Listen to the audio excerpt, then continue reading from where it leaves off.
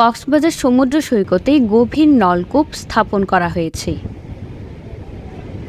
কোনো কর্তৃপক্ষের অনুমতি না নিয়েই বালিয়াড়িতে নলকূপ স্থাপন করা হয়, যার কারণে সৈকতের বালিয়াড়ির পরিবেশ বিনষ্ট হচ্ছে।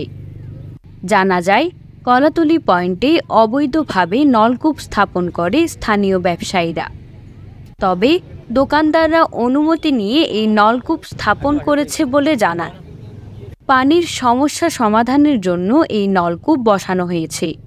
এখানে আমরা যারা দোকানদাররা আছি, আমাদের এখানে মানুষের খাওয়ার পানি, মানুষের ব্যবহারের পানি, দোকানের জন্য পানির খুব দরকার। তো আমাদের এখানে পানির কোনো ব্যবস্থা না থাকায় আমাদের অনেক দূর থেকে কষ্ট করে পানি আনতে হয়, যার কারণে এটার একটা ব্যবস্থা আমরা দোকানদাররা মিলে একটা ব্যবস্থা হয়েছে আর কি।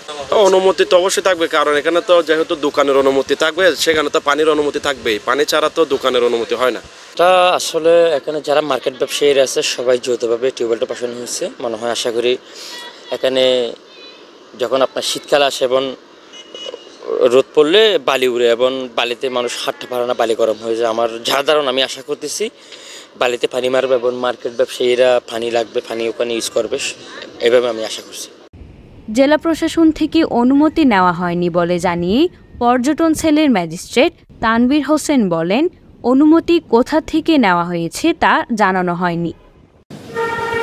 অনুমতিটা আসলে কোথেকে নিয়েছে আমি ঠিক জানি না, এটা তার কাছ থেকে নিতে হবে, এটার কোনো নির্দেশিকা নাই আর কি। তো আমার কাছ থেকে আমি তো পেয়েছি, আমার কাছ থেকে কোনো কিছু ছিল না। সম্ভবত এর আগে ওদের একটা মোটর ছিল, ওটা চুরি হওয়াতে ওটা রিপ্লেস করছে আর কি। আমার এরকম একটা বিষয় ছিল।